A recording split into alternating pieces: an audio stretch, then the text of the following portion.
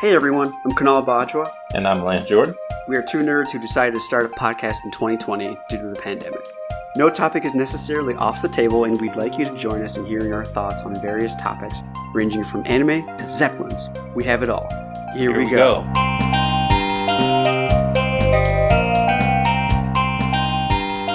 Oh, is it the main event time? It's the main event! The main event! Alright, let's get into it. Let's do it. Lance, you want to go first? The assassin's going to step up to the plate we going first. Faces or heels? Where are we going? Whatever the crowd wants, man. Basically, a heel is a bad guy and a face is a good guy. Should we end it with a good comeback with the faces? Sure. Okay, for sure. Alright.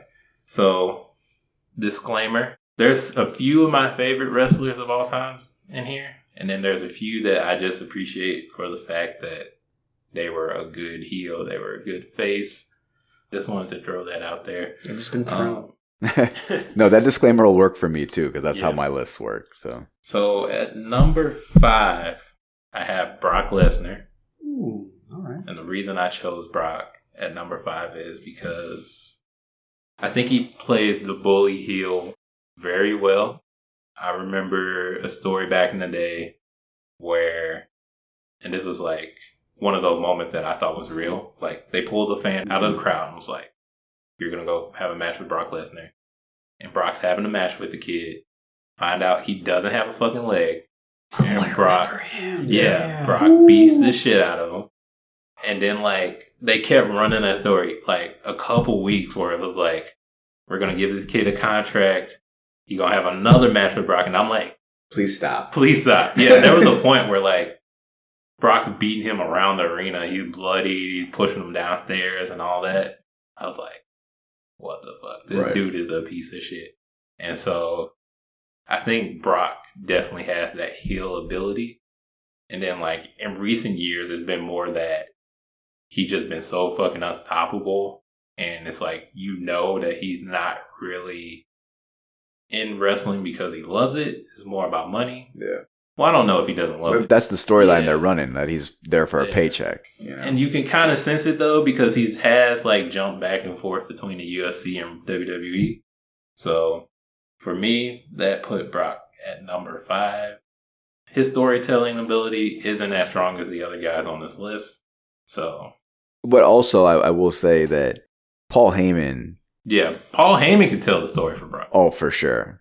And I think a couple wrestlers, when Brock works with them, it tells the story. I think when he works with Kurt Angle, it told the story. Yeah. Big Show, John Cena, that, like, just him interacting with those guys kind of tells the story. But the other people on the list, I feel like they're better storytellers. I hear you. So, for number 4, it's kind of a curveball, but I put Jeff Jarrett. Oh, yeah. I still man. hate Jeff Jarrett. Yes. Like, the early days of TNA, me watching it, he was like the TNA Triple H to me. And only because it was like he was the authority figure. Yeah. But he gave himself all the championship opportunities. He would just always have some way to win. Like, it was either somebody he hired to come interfere in the match or knock down the ref. And then, like, he'd do the whole Ric Flair thing a little bit. Woo! Yeah. And so, but he wasn't as cool as Ric Flair to me. Hell no. It was a cornball. He was a cornball, but he was so effective at, like, telling the story of the bad guy that he was number 4. No, being a cornball worked into his advantage because it just made him more annoying. You're like, just get off the screen. You know? He was the bad guy in TNA. Respect. Number 3, I'm giving it to Randy Orton. It's a good one. Because St. Louis. Right. Yeah, St. Louis. And if you ever see that dude in real life, he is fucking huge. Yeah, he showed up to the one of the GameStops out in St. Louis, and one of my old coworkers was like, yeah, I kept it cool and didn't announce to the store. Apparently Randy Orton noticed that, and after he bought his game, he's like, hey, thanks for keeping it quiet, and then walked out. I thought that was nice. But Randy, he draws heat, man, and I think he only got better when he got, like, that legend killer gimmick. The way he manhandled Mick Foley, all the other older legends like Jake the Snake, Rowdy Piper. Even when he did the feud with, anytime somebody feuds with Shawn Michaels, Oh, yeah. Yeah, that's great. I remember him feuding with Hogan and then like being into Hogan's daughter, that whole storyline. And then he did Legacy. I think that took him to another level. That's a good one. Yeah, and then like we just talked about him and Edge. I was like, man, Randy just knows how to do it, man. Number 2, I have to give it to Triple H. It's a good one. Because I feel like Triple H has played the bad guy. As long as I've known Triple H, I think he's played the bad guy. And I think, and he even knows it, like he's better in that role than he is as the face. In the later stages of his career, I think him as the face was just because of the situation or who he was working against. Or when he came back from that quad injury and he was a monster face. He was like, everyone loved him. Yeah. Yeah. I feel like that's easy baby face. Oh, for sure. Energy to get when you come back from an injury. I feel like that's easy energy. Because I remember right after that, he and Shawn Michaels had that thing where they were best friends. Shawn Michaels had just come back from like this back surgery that he had, and nobody thought that he was going to be able to wrestle ever again. Yeah. And he came back and like he did one match and then another match, and it was this comeback tour. And then somewhere down the line, Triple H pedigreed his ass. Yeah. And I remember hating Triple H so much because he did that to Shawn Michaels, and Shawn Michaels is like one of my favorites of all time. Yeah. You know? Definitely. So yeah, he does it really well. Even when he would like had Evolution and then like the whole thing with Randy. Randy's a really good heel. Like Randy is best as a heel, but when he was like the babyface who won the title and he thought like, oh, my mentors love me. Right. And then like Triple H, no. Yeah. Gave him the thumbs down. Thumbs down, beat the shit out of him. And then like he took the title the next pay-per-view. I was like, what the fuck? How you just gonna give it to Triple H? And I think that was my thing too growing up. Like, it just seemed like the title just kept getting dropped on Triple H because he was that heel. Triple H is the guy.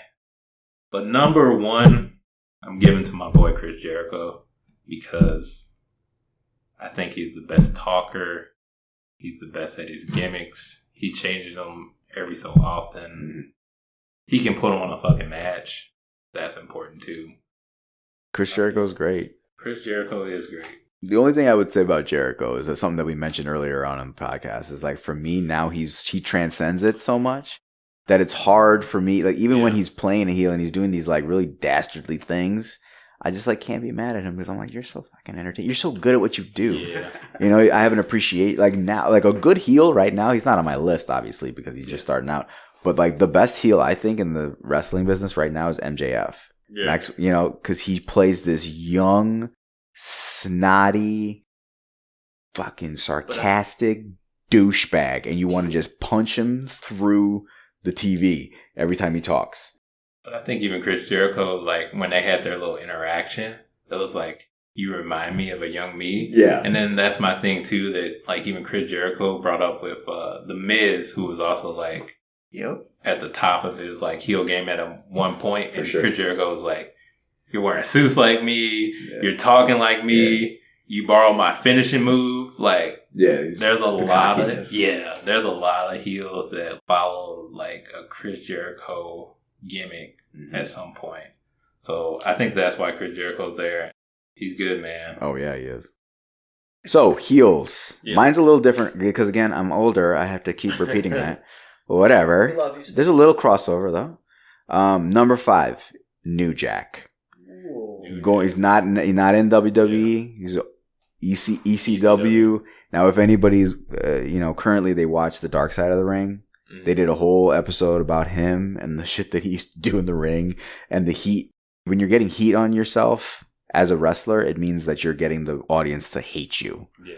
You know? So you want that heat as a bad guy. And he got that heat because when he was first up, they would have him go in the South as a bad guy, and he would walk down the ring on the mic, and he was so awesome on the mic. He'd call white people crackers, like all kinds of stuff, right? And people would hate him. Like he needed like a buddy to walk with him as they were walking out of the arena because people would come and try and like assault him. But you also never wanted to fuck with New Jack because he like stabbed a dude in the ring one time. Oh, I heard about that. Yeah. There was this big inexperienced wrestler that came in.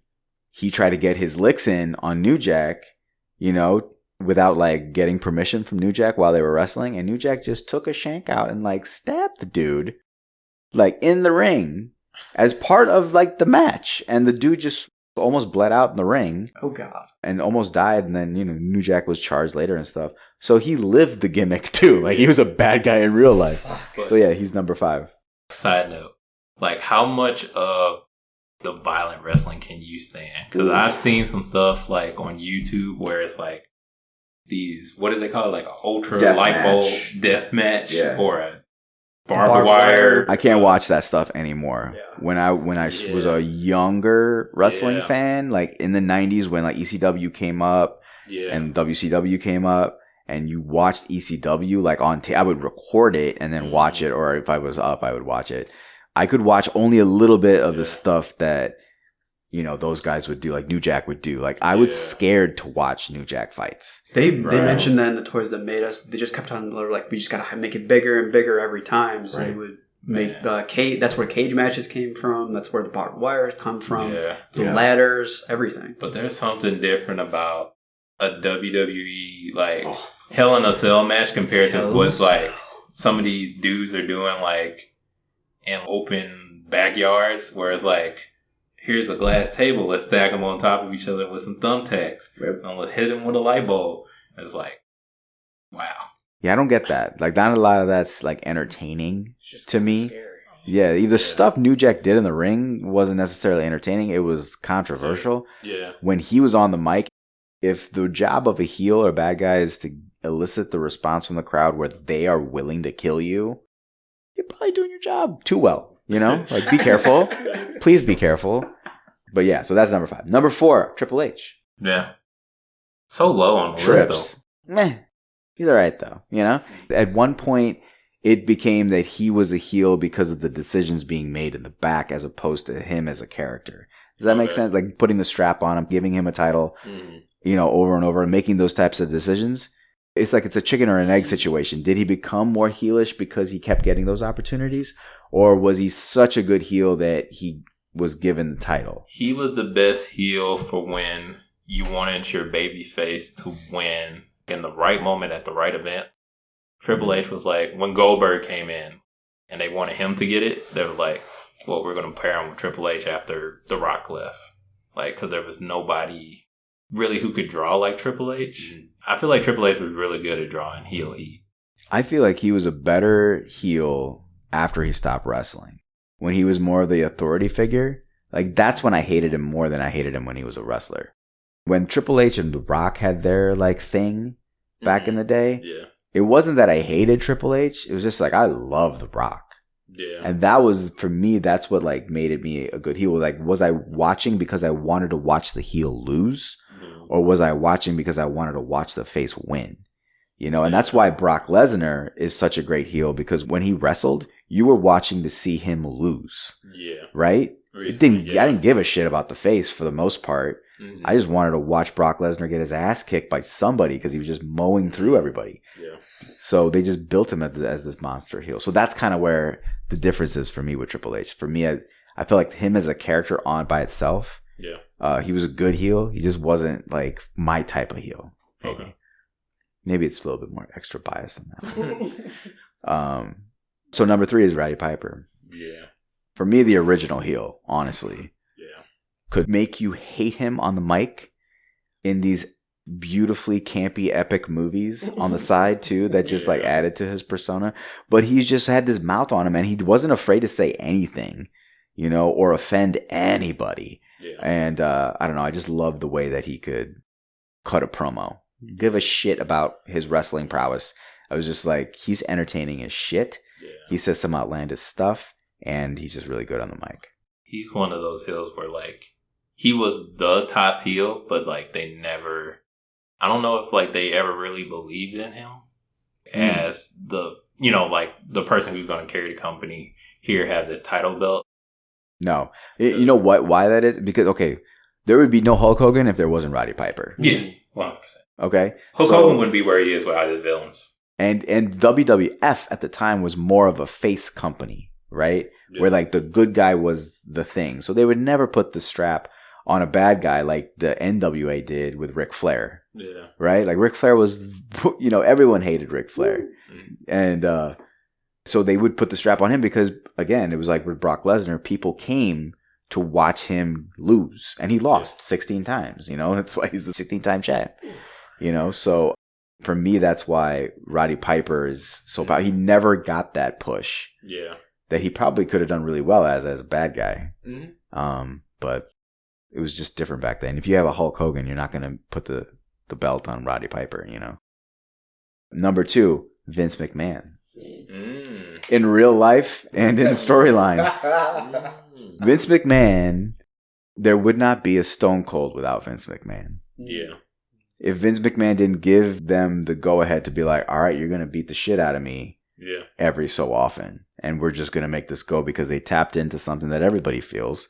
We're like, yeah, I just hate my boss. And every once in a while, I'd like to stun him, So he was so good because he was just that Monty Burns from The Simpsons, type villain where he's got this he's Scrooge McDuck with all this money and I'm just going to use my money and power to manipulate you and gaslight you. He's fucking Donald Trump, basically. Yeah, and he had him on the road. And he's also a WWE Hall of Famer. Shout out to our president.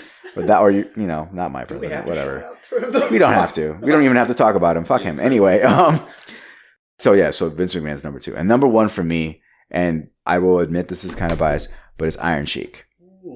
Dude got so much heat back in the day. People hated him, and he's brown, so he's my number 1. Fuck yeah. Fuck yeah, man. I think during 9/11-ish kind of time, they brought in that character where it was Muhammad Hassan. Yeah. Where I think if Iron Sheik was in that time period, he would have really thrived as a heel. He would have got so much heat. Oh my god! He might have actually got the death threats that you were talking about. New Jack. He got him back in the day. I mean, because Iron Sheik, people hated him because they were, they had this jingoistic, America, rah rah rah thing going on. Yeah. So, it was the original Gulf War.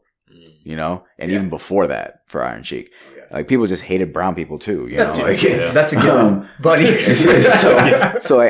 When you're wrestling and wrestling's really popular in the South, that's something that you can go for. And he also Sergeant Slaughter was this American hero that was also a wrestler too, and he made Sergeant Slaughter turn on America, and people hated Iron Sheik. But now he's so popular on Twitter.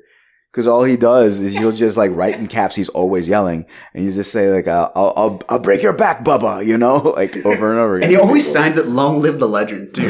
Which then he says, "Go fuck yourself." He's just so good on Twitter. But yeah, that's my list. All right.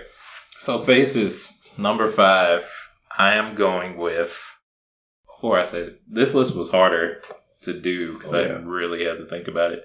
Number 5, I went with Jeff Hardy. Yes. And the reason I went with Jeff is because I don't think he's ever succeeded as a heel. I know in Impact TNA he tried it. I don't think he ever really succeeded because I think there are 2 things that worked for Jeff as a good guy. And that was 1, the look for the baby faces like him. I think he appeals to women. Yeah, for sure. I think the women care about him. I think his ability and his rebel attitude and his size he wasn't the bigger guy, and I think that appealed to male fans in a way. So I think he gets a lot of the underdog face energy. Yeah, I remember he had that one ladder match against The Undertaker when The Undertaker was the American Badass. Mm-hmm. And the crowd was hot for him to win that night. And this was again when The Undertaker was kind of a face. He was a big deal, Mm-hmm. And I remember watching that episode and being like, I kind of hope he wins. Yeah, so I get it. He's the Daredevil and doing all this crazy shit. He was initially, before we got all the guys we got today, he was doing really crazy shit that you're holy shit. I think now you find it guys who can do that and who are willing to put their bodies on the line like that, you don't put them at the heel because if somebody's going to jump off the ladder, I'm going to cheer for you. I'm not about to boo you. Yeah. And then even his jumps at WrestleMania was From 50, 60 feet up in the air. Exactly. It's like, you're fucking crazy. I love you. Yes. So. That's a great one. Jeff's at number 5. Number 4, I put The Undertaker. Yeah. Because, at least for me, when I was watching The Undertaker, he was always the good guy, and he would fight the nastiest of heels. Mm-hmm. And for a long time, and I know Brock broke it, but for a long time, he just did not lose at WrestleMania. Mm-hmm. He would fight everybody, and he would beat everybody. I was about to put him in that like category where he transcends heels and faces a little bit. I mean, I know he was a heel, but I think his career as a face was bigger. I could be wrong. No, I agree. Because when he was a heel, he was part of the corporate ministry or whatever. Yeah. Right? Or he was a heel when he first came up, and then people just were like, holy shit, he's huge. Mm-hmm. He's kind of mysterious. People fell into the gimmick. Yeah. And then in the last 20 years, he's a legend. Right? Mm-hmm. So you have to cheer for him. So yeah, I get that one for sure. Number 3, I go with Shawn Michaels. Shawn is so good at like selling moves from other people and just selling a beating.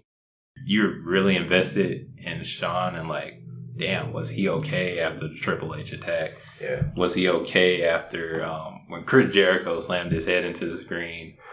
Even like, I think this was like the turning point in John Cena's career was when John Cena and Shawn Michaels were about to have that match at WrestleMania.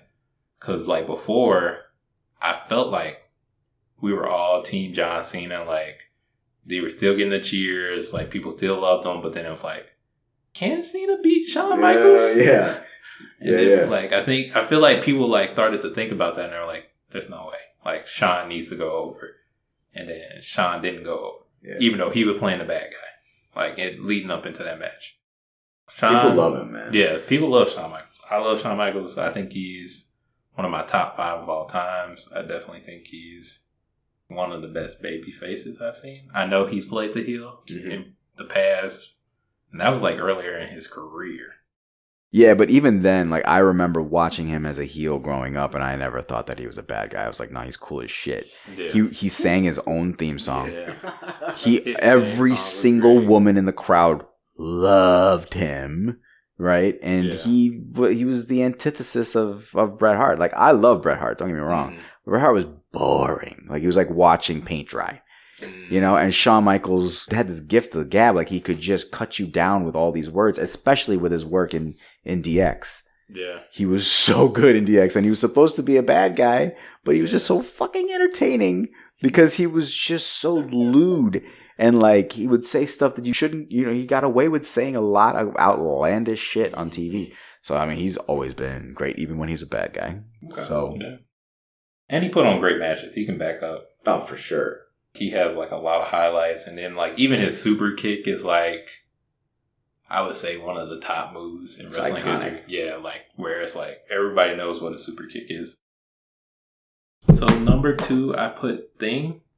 Watching him in WCW, he was that good guy. He was that mysterious figure. A lot of ways he was kind of like WCW's Undertaker. He had the mysteriousness to him, but he was really cool. He was good on the mic. He was good in the ring.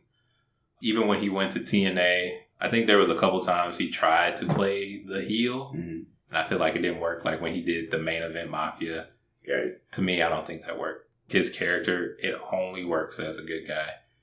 When he went to WWE, they put him with Seth Rollins. Huge reaction for, you know, hoping that Thing was going to win that match. Even though I felt like I knew he wasn't going to win the WWE title. Even when he like came and he fought Triple H at WrestleMania, I wanted Thing to go over Triple H, but he didn't get it. And that was another moment where I was like, this makes Triple H a good heel in a way, because it's like he took that moment away from me where I would have seen Thing win a WrestleMania match. And they had like DX and NWO get involved too. The way they built the Crow version of Sting was so cool too. And the NWO came in and Hulk Hogan turned into this, you know, monster heel. And everyone fucking hated him. And Sting was like what WCW stood for, right? Mm-hmm. And Hulk Hogan was this WWF transplant coming in, and like he was a bad guy and took over WCW, and they built Sting slowly. Like you would see him in the rafters like one time, and you just saw his face, and then it was over like a year period where he finally came back, had that match with Hogan at like Starrcast or whatever, and won the title. Spoiler alert. And we're the spoiled podcast. And that was such a cool moment because he like tapped into this comic book kind of that's another thing. Vibe. He was a comic book character, right? And it's like certain characters, and I think they even alluded to it today. Like those type of characters don't really work anymore, right? Like Bray Wyatt is getting away with it, but he's so creative, right? But I feel like they can't do too many of them. Thing, Undertaker, Bray Wyatt, Kane, like those characters can get away with it. And so number one, I know this might kill Kerwin, but number one babyface all time is John Cena. Oh no, I mean, I agree with that. Even with the reaction he gets. Yeah, I mean, but he never, like, he came in as the, like, this really, like, generic babyface, and then he got the rapper gimmick. He was a heel. The Doctor of Thugonomics. I forgot. He's so offensive, dude. I do think that he had maybe a little more charisma during that time than he did when he kind of like became the Superman gimmick. Yeah. But I just admired, I guess, how he never changed his character, even though it was like that split reaction. And he just always played the good guy through it. Like, there was nobody you can put him against that he wasn't about to be like, go back to the rapper gimmick, use underhanded tactics. I think the only glimpse we got of it was against Brock, but like when Brock came back and like F5'd him, and then they had the Extreme Rules match, and he like bust out the old chain back from his like rapper days. And then like even with Dwayne The Rock Johnson, like he like bust out that gimmick a little bit, but he just never changed his character. No, as a character, he's a like red meat babyface, right? Never wavered, never did anything underhanded. Went like later on in his career, like what it is now.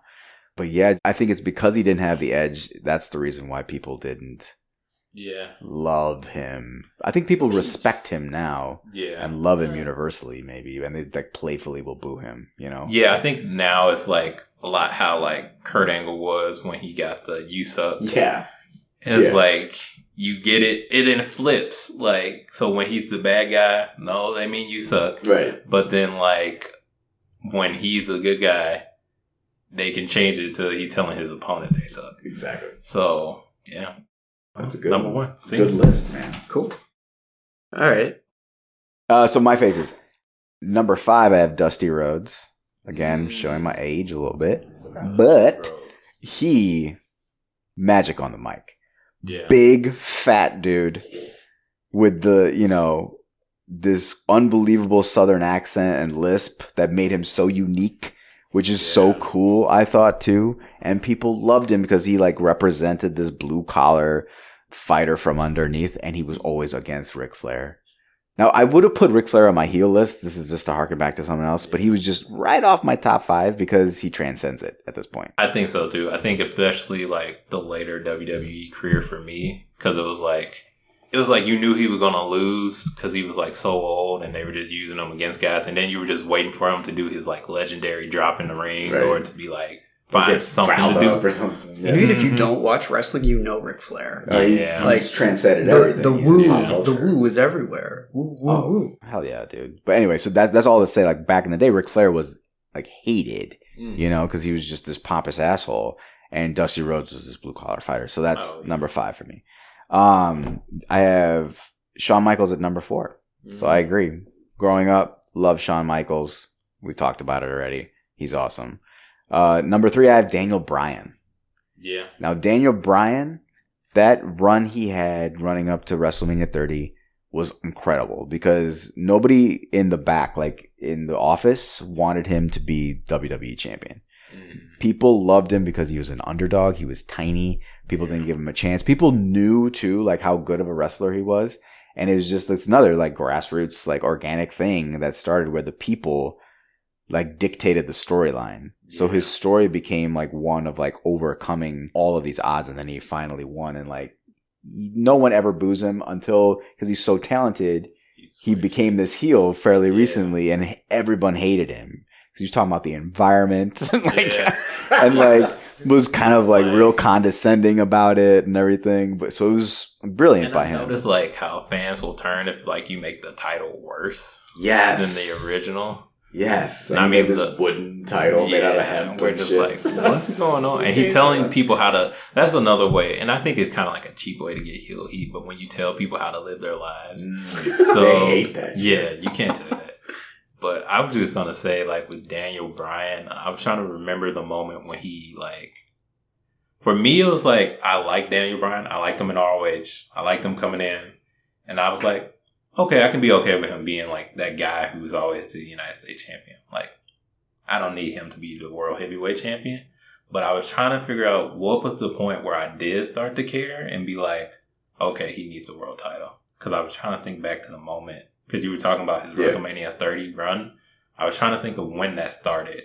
Oh, like, was it Team Hell No? Team Hell No. And how it was him and Kane, who was Undertaker's brother. I remember Kane. And so they had this thing going on where they were forced to become a tag team, and they hated each other. So then they were forced to go to therapy. Yeah. On the storyline, and then they find out like they like are a really good wrestling like tag team together. So they start working behind the scenes in therapy, and they're starting to win these matches, and that's when like their popularity started to grow.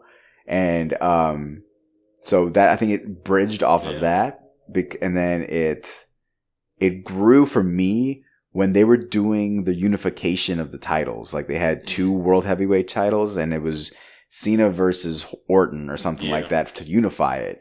And on the unifying show, the crowd, they were in Seattle, which is his hometown, and they started cheering for Daniel Bryan. Like they were trying to talk in the ring, and the whole crowd, they were yelling so loudly that like you couldn't hear what they were saying on the mic. So they just had to stop and like let the crowd take over the show because they were so behind Daniel Bryan. And they were like, nah, we don't want to give a shit. We don't give a shit about Cena and Orton right now. Like we want Daniel Bryan. And that for me, that was like, oh, okay, they have something really amazing here. So that was number 3. Number 2 is The Rock. Yeah. And, right? You know, he transcends everything. I mean, he came out originally this 3rd generation wrestler. His father and his grandfather were both wrestlers in the WWE. His daughter is just signing up too. Yeah, she's in NXT now. And he started up this, like, you know, they brought him out this baby face, and people fucking hated him because it was different, right? We're like, oh no, you were handed this shit, we hate you. So then he was a heel, and a monster heel for a while. So good on the mic. Then they started to love him because he was so good as a heel. And that's when it just skyrocketed. And now, like, if he shows up at a show, they love him, you know? So that's number 2. And number 1 of all time, Stone Cold Steve Austin. You can't deny it. And he's, you know, he was the one good guy. Other than Shawn Michaels, he was the good guy that did bad guy shit. Yeah. And people loved him for it. You know, he poured cement in Vince McMahon's Corvette. Yeah. You know, he doused them with beer from a beer truck. He like slashed his tires. He hit him with a bedpan over his head and shoved, you know, like a wand up his butt, or you know, it was assumed that's what happened. They didn't actually do that on live TV. But I mean, he was just amazing. And now, if he comes out, you hear that glass breaking. Yeah. It's like, holy shit, he's here, you know. And you're waiting to see who he thunders. Yeah. And I think a lot for Stone Cold, it was like he was the persona of the people everybody said watch pro wrestling. They were like pro wrestling for rednecks. Yes. And it was like he had the redneck gimmick. Right. So I think he just had that persona that really drove him over the edge. But yeah, he's definitely a legend. I feel like it started off like that, but then people realized how much of a badass he was that it transcended it too. But yeah, for sure, he appealed to that, you know, like what these hillbillies think that they are. Mm-hmm. Oh yeah, I think I'm that badass. You know, like that's their, be like, yeah, I'm like Stone Cold. I'm like, yeah, you know, you're not. You're not like him. So yeah, I think that's what appealed to the crowd. So that's my list. Cool. So my perspective is going to be interesting because mine's a lot of like secondhand and just like all over the place. I don't even know if you can call me a fan of wrestling, but I'm just kind of like a fan's younger brother that occasionally saw things about wrestling. So I'll start with the heels. They were so hard to number that I was going to say them. So my top 5 heels. Obviously, you guys have definitely talked about him, Triple H. Yeah. Why? Because I saw him in Blade. You saw him in Blade. I saw him in the third Blade. Like, the guy was huge. And this was the moment that I realized wrestlers are ginormous, and they have genetics that just make them huge. And that is astounding. Man. That's all I got for him. And wait till you see what he do in the ring. And it's nice to hear that he's still in the business. He always had the trademark tighty whities and long hair, and I loved that. He pulled it off. And then the one right after him is Roddy Piper. Yeah. He was unforgettable. Fun name to say. I mean, what's wrong with that? RRP. Like, that's great. And he was in an episode of Highlander. He played a bad guy, and he killed it. I would just want to say that. He did a great job as that. Everyone listening to this podcast, after this podcast, of course, don't stop right now, but after this podcast, you have to watch the movie They Live. Roddy Piper is in it. It's an amazing movie. It's an American classic. It's timely. And it's full of one-liners that you should say almost every day to people. And there's a fight that happens for no other reason. The fact that they just don't like each other. Just no reason at all. Yeah. Also, he was a good friend of Ronda Rousey, which I thought was cool. And she, in fact, was given liberty to use the name Rowdy Rousey. Okay, cool. And then this is just one guy that has to be on my list no matter what, because he was unforgettable in the N64 games. Mr. Ass. Yeah. Because number one, I'm an ass man. That's right. How can you not have that? It was like a tie between him and Val Venis. It was like more controversial in the game. So Mr. Ass, I mean, like, whenever you would play him in the game, and you needed to gain more support, more rallying, because there wasn't health bars, but there were like ways taunt bars, and you'd move the joystick because you had to use the D-pad to actually move your character. So it's a different little thing here. And then he would just pull his pants down and it would just blur out. And I thought that was hysterical.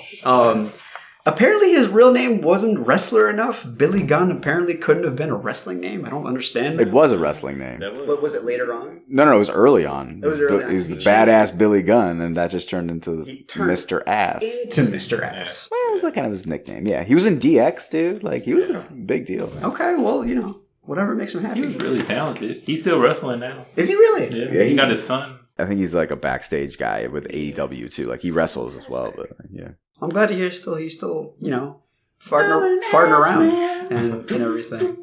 Of course, he's, you know, I'm glad Mr. Ass is still farting around. I'm happy. But Shawn Michaels definitely has to be on there. Number one, flowing hair. Yeah, can't miss it. So this is just like a list of like your favorite wrestlers. Exactly. Okay. And then the firework entrance with where he just brings his arms down and goes off to one side. I've done that before. Oh, not before. Yeah. You've done it many times in your childhood. I taught my son to do that. I'm sure you did. Have a picture of it. Oh, is that the one with him and Frankie? I mean, Frankie's in the background. She's not really in the picture, but right. The pants. The pants were flaming and red, and I love them. Jokes aside, super athletic. I remember being floored about what he could do as a child. Yeah. So then my last heel would be the Giant, or also known as the Big Show, because no matter what he did, whenever you came in, you're like, well, here comes the Big Show. And I never forgot that. That's like a meme now. Yeah. Like, you know the Big Show was in the Big Show. Also, fun facts about him. He was in a very underrated show on USA Network called Royal Pains. He played a minor character there. Big Show. That's right. And then he was also in an episode of Cousin Skeeter, where Skeeter needed to help Bobby learn how to defend himself against a school bully. And he's like, why not get the Giant? Because this was pre-Big Show. Did you know he was in Waterboy? I do know. He was Captain Insano in Waterboy. I forgot about that. I have to think of like, oh shit, that he was into. We can pull up the IP page later. All right, then my top faces. So, interesting. I was surprised that a lot of mine showed up in your conversations. I just wanted to say real quick about the Big Show. The fact that he first came out as like Andre the Giant's son was so cool, because I was a big Andre fan because of Princess Bride. And he had the leotard. Does anybody want a peanut? He said it feels so nice, I could keep it. If they're out, you'll be dead. So then my top faces are going to be... we'll start off with the Hardy Brothers. Because those guys were acrobatic as hell. Especially in the N64 game. You go up and press A against the ropes and they would just flip off like they were flying all over the place. Also, they shared the last name of a book series that I never read, but I fully respected. The Hardy Brothers. The Hardy Brothers. I read those. I did not. No. But I saw them, and I was like, those look like good books. They're really cool. I have to exclude Matt, like, instead of doing them together. Because Matt came back and he had, like, the version 1 gimmick. I feel like that was a good heel gimmick. Yo, he's so creative.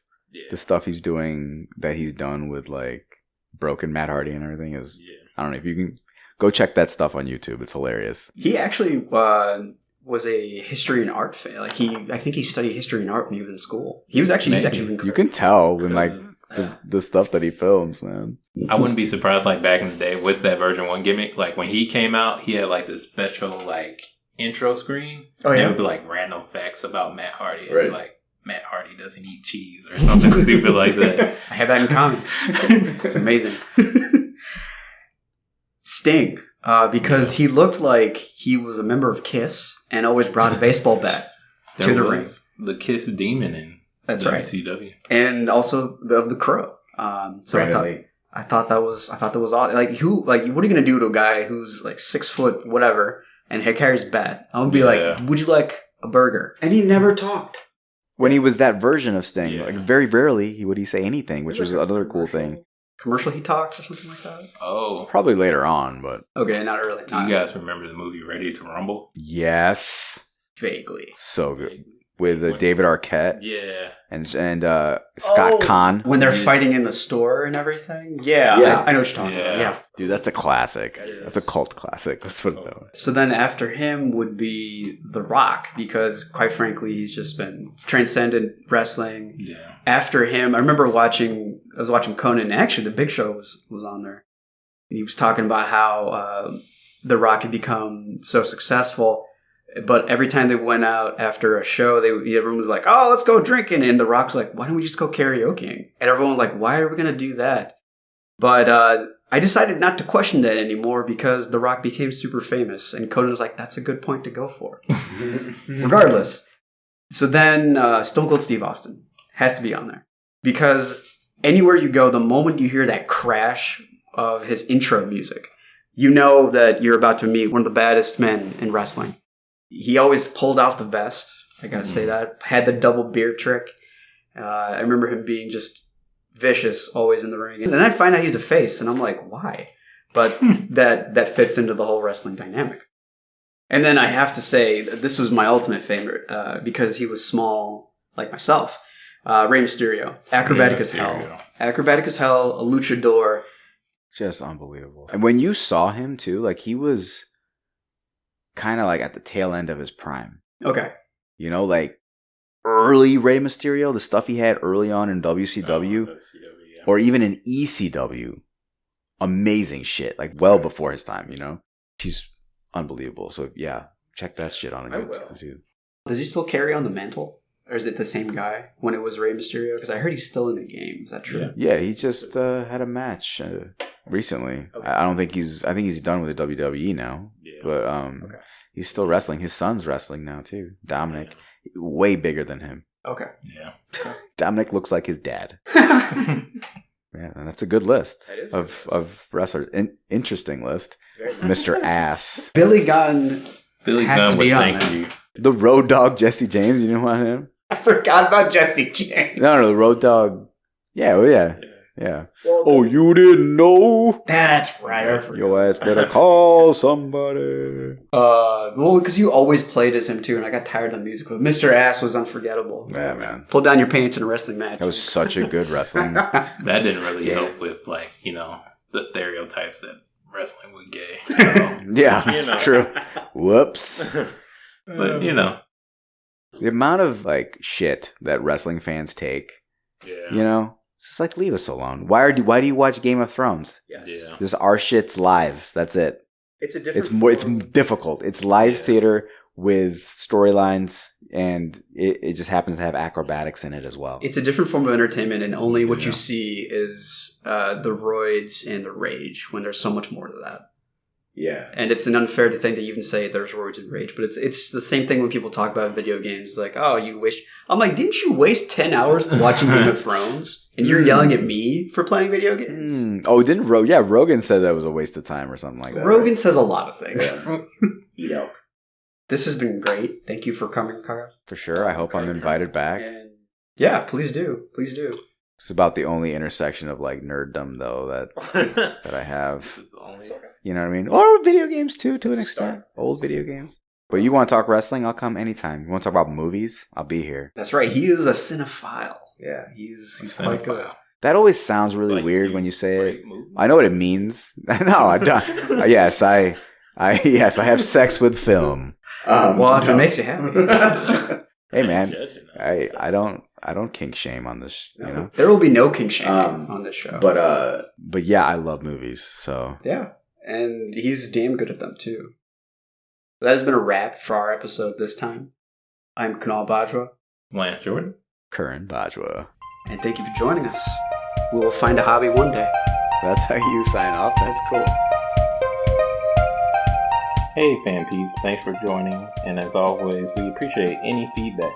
You can follow us on our Facebook page, They Need a Hobby, and also at TNAH Pod on Instagram and Twitter. Hopefully one day we'll find a hobby and maybe even be one of the cool kids. Peace.